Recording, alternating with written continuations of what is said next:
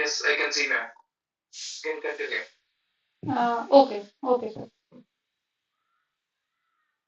But on YouTube, it's still showing.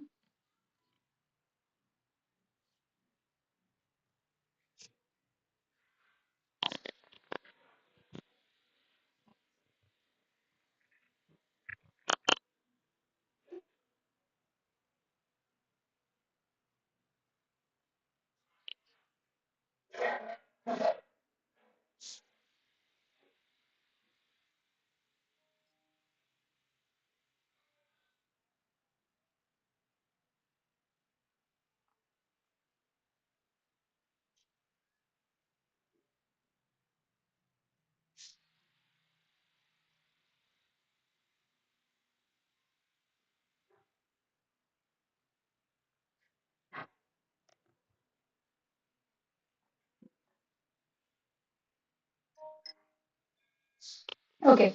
So, hello everyone. Welcome back to the daily newspaper analysis of 14th March. And today I'm back with three new important articles related to UPSC prelims. So, let's start our discussion. Here, our first topic is related to removal of Chief Election Commissioner of India. So, many MPs in Parliament are seeking the removal of CEC because of various reasons, which we shall be discussing. Second article is related to gharials. So recently, Supreme Court has taken suo motu cognizance of this issue to protect the gharials in various habitats of India. So this article is important, especially from prelims point of view. Third article is related to exercise Lametier 2026. So UPSC has already asked this kind of question, I think, in 2024. So that's why this article become all the more important for the prelims. And finally, at last, we shall be discussing a very important and interesting prelims based question. So it will be pair based. So please focus on the entire video. And if you have seen the previous video, then no, I think you can answer that surprise question. So please keep your focus. Then we shall be discussing the prelims question.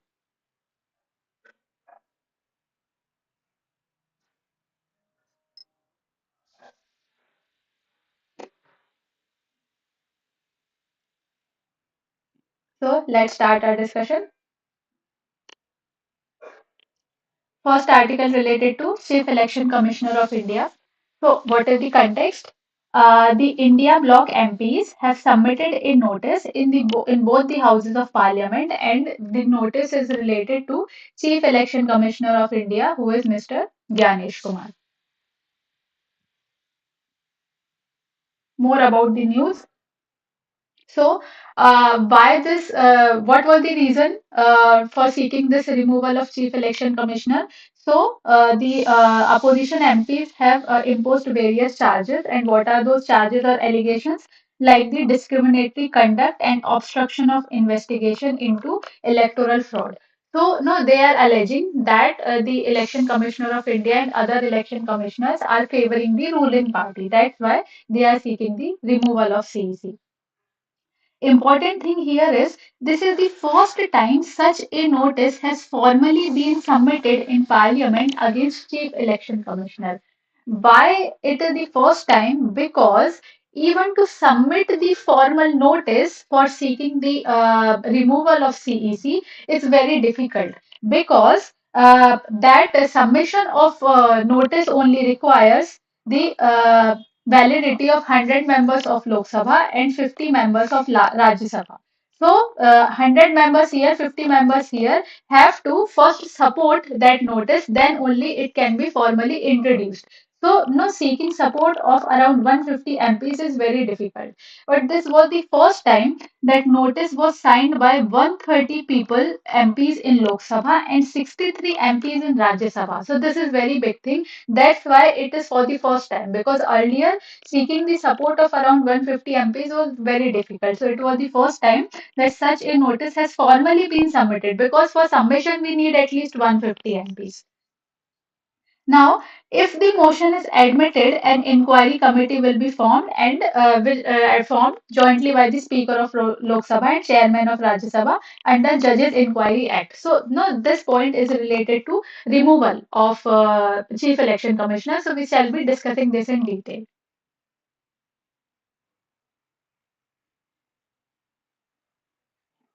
So first of all, let's discuss basic things about Election Commissioner of India, Election Commission of India, the no basic articles and all these things which are important for prelims. So first of all, it is a constitutional body. You have to remember this because UPSC can ask simple questions only. It can provide three or four bodies. It has already asked, I think, in 2025 that which bodies are constitutional and extra constitutional.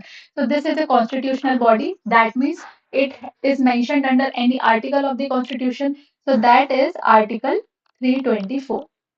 What are the functions of Election Commissioner of India? So generally students get confused in these functions because it conducts the elections of Lok Sabha, Rajya Sabha and also the state legislatures. So it's not like state election commissioner will conduct the elections of state legislatures. So all these things will come under Election Commission of India only. So Lok Sabha, Rajya Sabha, that means parliamentary elections, state legislature elections, as well as elections of president and vice president. All these elections are conducted by the Election Commission of India. Now, what is the composition of Election Commission of India? So, at present, we have one chief election commissioner and other two election commissioners. So, it's not like this composition is written in the constitution. It varies from time to time.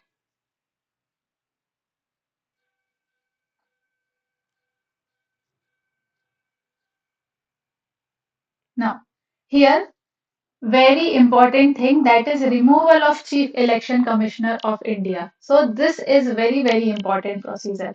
So as we know that chief election commissioner enjoys strong constitutional protection under article 324. What is the meaning of strong constitutional protection? It means that his impeachment or removal process is very difficult. So, according to Article 324, CEC can only be removed in same manner as the Judge of Supreme Court. And how the Judge of Supreme Court can be removed? Judges can be removed under the provisions of Judges Inquiry Act 1968.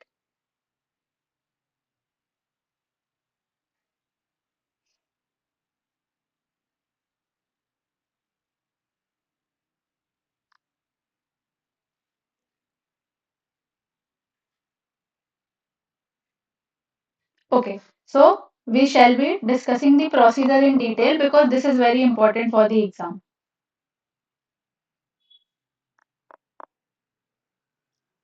Judges Inquiry Act. So what is the procedure? See, first thing what will happen? A removal motion signed by 100 members in case of Lok Sabha or 50 members in case of Rajya Sabha is to be given to the speaker or to the chairman. So here, as we have discussed, that here 130 signatures happened in Lok Sabha and 63 signatures happened in Rajya Sabha.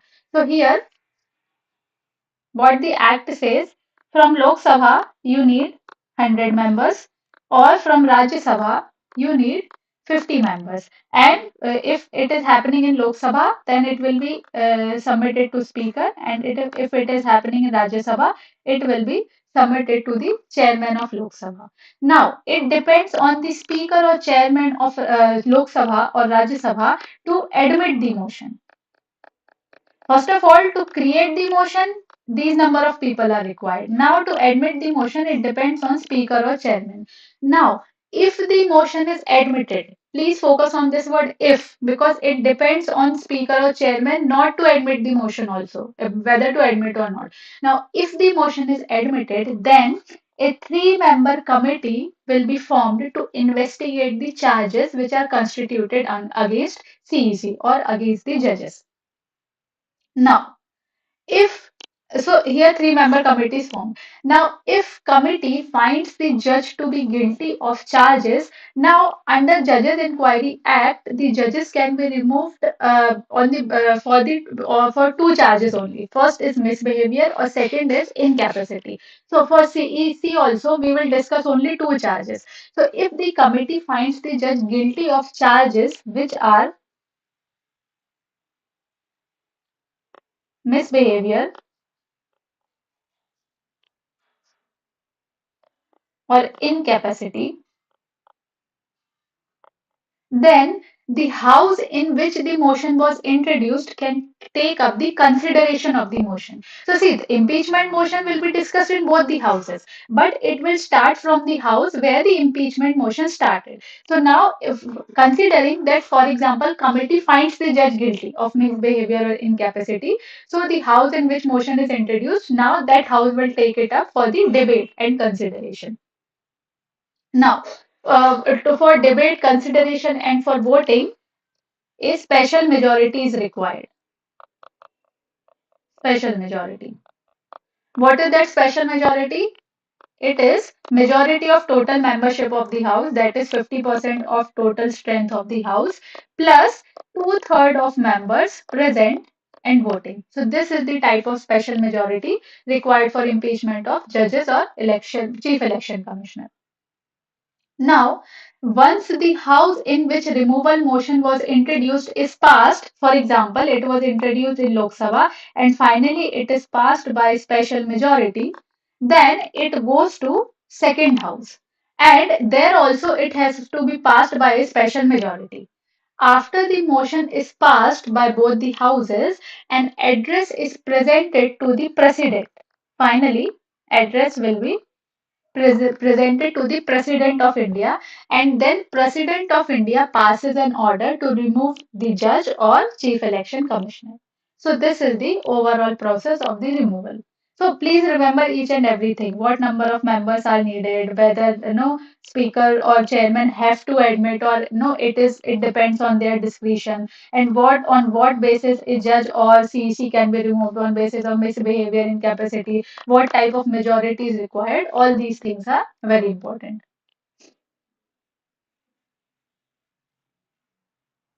Second article is related to gharials. So here the context is the Supreme Court of India have decided to step in to save the fragile locked ecosystem of National Chambal Sanctuary. So here the main thing is to save the gharial population of India.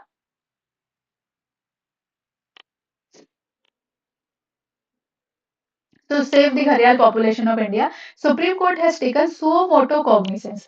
Suo motu cognizance means by itself. That means no petition is required to be filed. Supreme Court on itself can take any action to save the biodiversity, habitat, or environment. So it is the suo motu cognizance. And what is the reason? To prevent illegal sand mining in National Chambal Sanctuary. So, article says National Chambal Sanctuary is a major habitat and breeding ground of critically endangered gharials. So, in order to protect the habitat and population of gharials, Supreme Court has taken this action. Now, important thing here is this sanctuary is located at the tri-junction of Rajasthan, Madhya Pradesh and Uttar Pradesh along the Chambal River. So, this location is very important. And what the Supreme Court says, illegal sand mining is threatening the Lantic or Lotic River ecosystem and aquatic biodiversity. So, Lotic ecosystem means the moving system. Moving system, for example, where the water is continuously moving or flowing. For example, the rivers or stream. And Lantic ecosystem means the stable kind of ecosystem. For example, ponds or lakes.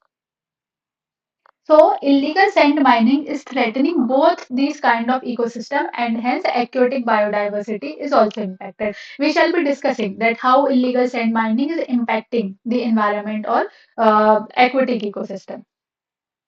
Now here the name of NGT also comes, National Green Tribunal, because NGT has also raised concerns about this.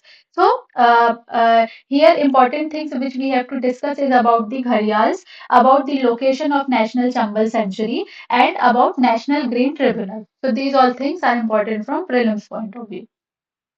So first of all, let's discuss about the National Chambal Sanctuary. So, National Chambal Sanctuary is a riverine wildlife sanctuary based on the river ecosystem. Here, important thing about the National Chambal Sanctuary is its location. So here, this sanctuary is located at the tri-junction of Madhya Pradesh, Rajasthan, and Uttar Pradesh. So its location is very important. And National Chambal Sanctuary was established in 1978. Small facts now can be used in other exams also. And what is the importance? So it is India's first and only tri-state riverine protected area. So now any first or anything or where first is added, no, it becomes very important. So it is India's first and only tri-state riverine protected area. Now, some of the facts about the gharials. So first of all, its IUCN status is very important. So at the first place, remember this, IUCN status is critically endangered. Now, some of the features. So it has long, narrow snout. So this snout we are seeing, no. So it has very long, narrow snout. Second is it is fish eating crocodile, and third is it is aquatic reptile. So no, based on these features, no, you can distinguish gharial from other crocodiles also, like saltwater crocodile or no mugger. So whenever you read about gharial, no, so please read few things about saltwater crocodile and few facts about mugger. You can differentiate them based on the features also. Now, what are the major habitats of gharial? So, major habitats are no since the its habitat is around riverine ecosystem. So, mainly habitat will be rivers only. So, Chambal, Girwa, Gandak, Son. So, around all these rivers, its population can be found. Important thing here is they require clean rivers and sandbanks for nesting. So, the river must be clean. First thing.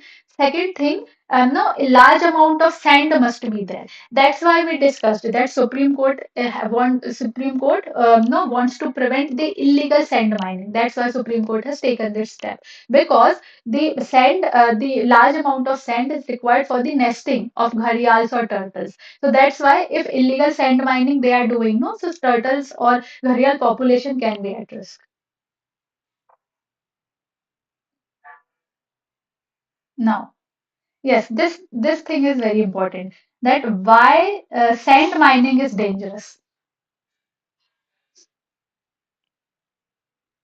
Because the main keyword in the article is the illegal sand mining only. That illegal sand mining is destroying the habitat of gharials and all. So first, let's understand in very simple language that no why illegal sand mining is impacting gharials. So see, let's consider, for example, female gharials come out of the river and lay eggs on sandy river banks. Right. For example, this is shore and this is sandy. So gharials are coming this way, and female gharials are laying their eggs in the sand, in the sandy river banks. Similarly, other creatures like turtles, like the red-crowned roof turtle, also bury their eggs in the sand banks. So what will happen here? No, the warm sand will naturally incubate the eggs, and finally, the warm sand will allow the eggs to hatch. Now consider the situation where sand mining is happening. What will happen when sand mining is present? So illegal sand mining will remove the sand from the river banks, right? And in those sands only eggs were present. So because of that, the population of creatures like the gharials, like the turtles, no, it will become at risk. So this is the important reason. Second thing is, if you keep on mining sand more and more, then the river bed will become deeper and unstable. So it can alter the other kind of natural habitats also. So this is also the second reason that why sand mining is very dangerous. So here also we have written because of sand mining, it leads to destruction of sandbanks which are used by gharials and turtles for nesting. It changes the river flow and no natural river morphology. Third is loss of aquatic biodiversity, as we already discussed with the example of this sand mining. That no turtles, gharials are laying their eggs in sand, and finally in illegal sand mining, you are removing each and everything, and other biodiversity is also present there. Fourth thing is sand is a very good aquifer of water. So if you are removing sand, and other way you are removing the water also. So this threatens the species that depend on river ecosystem. And in article, no other important species were also given. So no, just to have an idea, no, please read this. That no, what other type of creatures are present in the National Chambal Sanctuary. So Gangetic River dolphin is also present there. So please don't get confused. It's not like it's found only in Ganga River or only in Brahmaputra River. So in National Chambal Sanctuary also Gangetic River Gangetic river dolphin is found, and it is India's national aquatic animal. Other creatures like the Indian skimmer, Saras crane, red crowned roof turtle, all these type of creatures are found. Now, few important facts related to National Green Tribunal. Since this word was mentioned in the news, so we are covering each and everything. So here, first important thing is NGT is a specialized environmental code, and it was established in 2010 under National Green Tribunal Act. So it is a statutory body. When it was found in 2010 under which act? Under NGT Act. Now, when NGT was formed, India became only the third country in the world after Australia and New Zealand to have a dedicated environmental tribunal. So it's not like no, the High Court or Supreme Court will only focus on these things. Now we have a dedicated environmental tribunal. What is the composition of NGT? So in NGT, minimum of 10 and maximum of 20 judicial members can be there. So from 10 to 20 judicial members can be there, and minimum of 10 and maximum of 20 experts can be there. So from 10 to 20 experts can be there. Now what is the term of office? So term of office is the 5 years. So five for 5 years the members hold the office. Important thing here is they are not allowed for reappointment. And what is the reason for that? To ensure unbiased decision making during their tenure, they are ineligible for reappointment. Now here, let's briefly discuss about the qualifications of chairman, judicial members, expert members. So chairman must be a retired judge of Supreme Court or a retired chief justice of High Court. At least for chairman, you must remember the qualification. So who must be the chairman? Who can be the chairman? The retired judge of Supreme Court or retired chief justice of High Court. And who will do the appointment? It will be done by central government in consultation with Chief Justice of India. So, central government in consultation with Chief Justice of India. Now, what are the qualifications for judicial members? So, judicial members must be judge of a high court or have been judge of high court or qualified to be a judge of high court. So, whether they are qualified or whether they were or whether they are judge of high court, so it is the qualification. And who will appoint? So, they are appointed by a committee formed by the central government.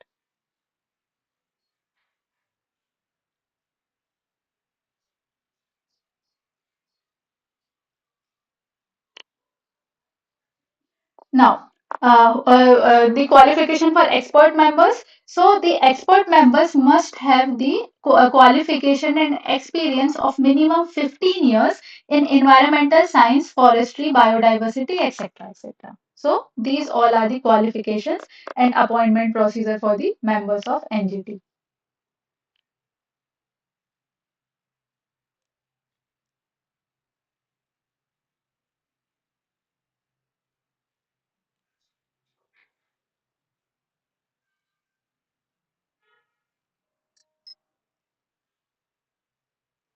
Next important article is Exercise Lamatier 2026. So, what is the context?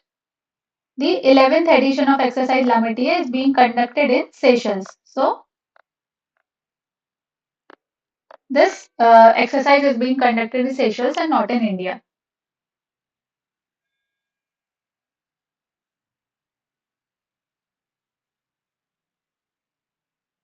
Now, see, before discussing the facts about the exercise, first of all, you must have an idea that what kind of things are asked in UPSC. Because it's not like you will remember each and everything, that what all things happened in the operation, no, and which number of edition was this, and whether it took place in India or not, or no, each and every fact you don't need to remember. So, first of all, you must have an idea. So let's focus on this PYQ. So this PYQ is from 2024. So this was the PYQ. So here, first of all, UPSC asked that this joint military exercise was between which two countries. Second was where this joint military exercise happened. So first of all, it is asking about the countries.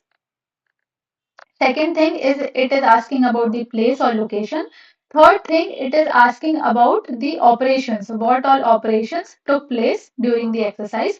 And finally, it is asking about the forces, that which forces were part of this operation. So now, as we know that UPSC can ask all these kind of things. So earlier, what students used to do, no, they just used to remember the countries that this exercise was between which two countries. But now you have to remember some of the details also. So these details you have to remember.